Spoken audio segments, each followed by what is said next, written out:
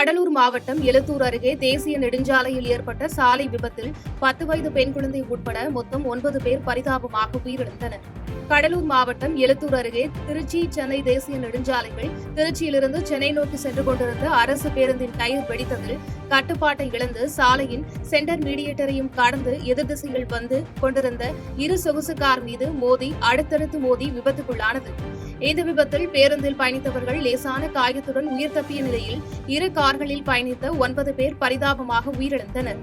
மேலும் 4 பேர் படுகாயமடைந்த நிலையில் சிகிச்சைக்காக பெரம்பலூர் அரசு மருத்துவமனையில் அனுமதிக்கப்பட்டுள்ளனர். இதனிடையே மருத்துவமனையில் சிகிச்சை தொடர்பாக பெரம்பலூர் மாவட்ட ஆட்சியர் மிருணாளினி நேரில் பார்வையிட்டு மருத்துவர்களிடம் கேட்டறிந்தார். இதனைத் தொடர்ந்து மருத்துவமனையில் சிகிச்சை பெற்று வருபவர்களை அமைச்சர்கள் சிவசங்கர், சி.வி. கணேசன் ஆகியோர் நேரில் சென்று விசாரித்து சிகிச்சை குறித்து மருத்துவர்களிடம் கேட்டறிந்தனர். தொடர்ந்து செய்தியாளர்களிடம் பேசிய அமைச்சர் சிவசங்கர், விபத்து குறித்து போக்குவரத்து மேலாண் அலுவலர்கள் ஆய்வு செய்து வருவதாகவும் ஆய்வின் முடிவில் உரிய நடவடிக்கை எடுக்கப்படும் என தெரிவித்தார். போக்குவரத்து துறையே 9 உயிரிழப்பிற்கு காரணம் என்றும் விபத்திற்கு அரசே பொறுப்பு என்றும் உயிரிழந்த உறவினர்கள் குற்றம் சாட்டியுள்ளனர். விழுப்புரம் போக்குவரத்து கழகத்துடைய மேலாண் இயக்குநர் மற்றும் அதிகாரிகள் ஆய்வு மேற்கொண்டு வருகிறார்கள். பேருந்து ஓட்டுநர் மீது தவறு இருக்கிறதா அல்லது பேருந்து டயர் வெடித்ததாக ஒரு செய்தியும் சொல்லியிருக்கிறார்கள். என்ன நிகழ்வு என்பது ஆய்விற்கு பிறகு தெரிய வந்து தவறின் மீது நிச்சயமாக உரிய நடவடிக்கை எடுக்கப்படும். மாண்புமிகு முதலமைச்சர் அவர்கள் இறந்தோருடைய குடும்பத்திற்கு நேரடியாக ஆறுதல் சொல்லி அண்ணன் கணேசன் அவர்களும் வந்திருக்கிறார்கள். போக்குவரத்து துறையை பொறுத்த வரைக்கும் இன்னும் பார்த்தீங்கன்னாக்க இப்போ புது வண்டி போட்டாலும் நிறைய பழைய வண்டிகள் பழுது, அதாவது மெயின்டெனன்ஸ் இல்லாமல் நிறைய வண்டி ஓடிக்கிட்டு தான் இருக்குது. அந்த வண்டியெலாம் அவங்க பார்த்து கரெக்ட் பண்ணி ஒன்று ஸ்டாப் பண்ணிடணும், இல்லை அப்படின்னாக்கா மறுபடியும் ரீகண்டிஷன் பண்ணி ஓட விடணும். இந்த மாதிரி கண்டிஷனே இல்லாத வண்டியை ஓட விட்டு, அதுவும் திருச்சியிலேருந்து சென்னைக்கு போகிற வண்டி, அது லோக்கல் டவுன் பஸ் அந்த விட பரவாயில்ல. இந்த மாதிரி ஒரு வண்டி போட்டு அது டயரு இதாக இருக்கா அது இதாக இருக்கான்னு சொல்லி பார்க்காம அவங்க எந்த வித மெயின்டெனன்ஸ் இல்லாமல் வண்டி விடுறது மிகப்பெரிய ஒரு ஃபெயிலியராக இருக்குது. அதுவும் போக்குவரத்துக்கு மிகப்பெரிய ஃபெயிலியர் இது. இதை மாற்றிக்கிட்டால் நல்லாயிருக்கும். ஆனால் இதை மாற்றுவாங்களா அப்படின்னாக்கா அது ரொம்ப சவாலான விஷயமா இருக்குது. ஏன்னா எந்த கவர்மெண்ட் வந்தாலும் இந்த போக்குவரத்து இப்படி தான் போயிட்டுருக்கு. காங்கிரசுடன் கூட்டணி என்ற எவ்வித கருத்தும் தற்போது இல்லை என தாவிக நிர்வாக குழு தலைமை ஒருங்கிணைப்பாளர் செங்கோட்டையன் பேட்டியளித்துள்ளார். கோவை விமான நிலையத்தில் தமிழக வெற்றிக் கழக நிர்வாக குழு தலைமை ஒருங்கிணைப்பாளர் செங்கோட்டையன் செய்தியாளர்களை சந்தித்து பேட்டியளித்தார். அப்போது தமிழக வெற்றிக் கழகத்துடன் பன்னீர்செல்வம் அணி இணைய வாய்ப்புள்ளதா என்ற கேள்விக்கு பதிலளித்த அவர், பன்னீர்செல்வம் அனைத்து மாவட்ட செயலாளர்களிலும் பெரும்பாலானோர் தங்கள் கருத்துக்களை வெளிப்படுத்தி உள்ளதாக கூறினார்.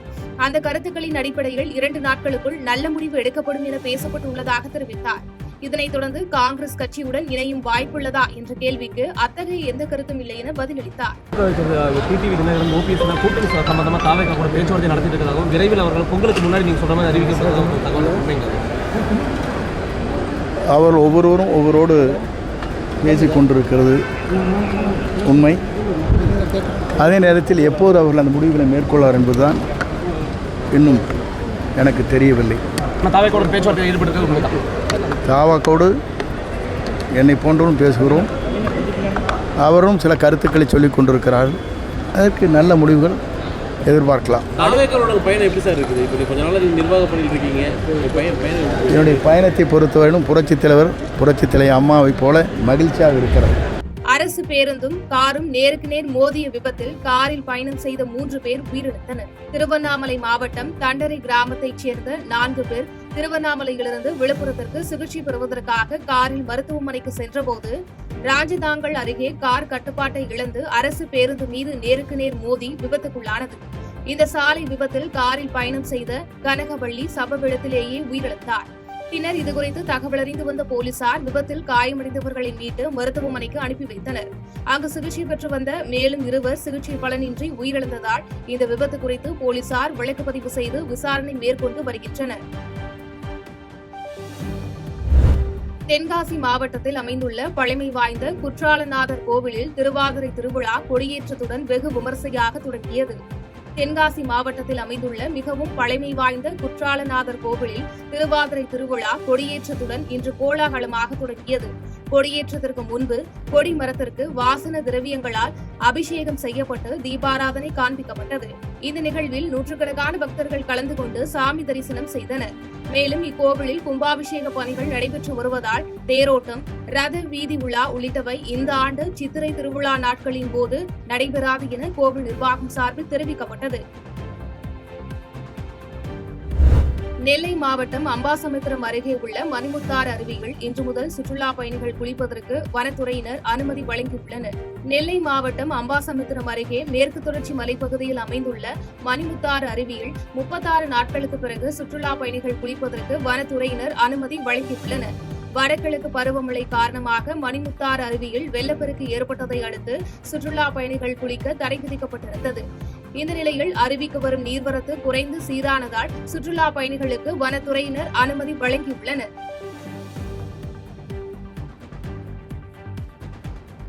செய்திகளை உடனுக்குடன் தெரிந்து கொள்ள கீழ்கண்ட கேபிள் மற்றும் டிடிஎச் நெட்வொர்க்குகளில் எம்நாடு செய்தி தொலைக்காட்சியை காணுங்கள். பாதகம் செய்பவரை கண்டால் நாம் பயம் கொள்ளலாகாது பாப்பா. மோதி மிதித்துவிடு பாப்பா, அவர் முகத்தில் உமிழ்ந்து விடு பாப்பா. அண்மை செய்திகளை உடனுக்குடன் தெரிந்து கொள்ள இணைந்திருங்கள் எம்நாடு தொலைக்காட்சியுடன்.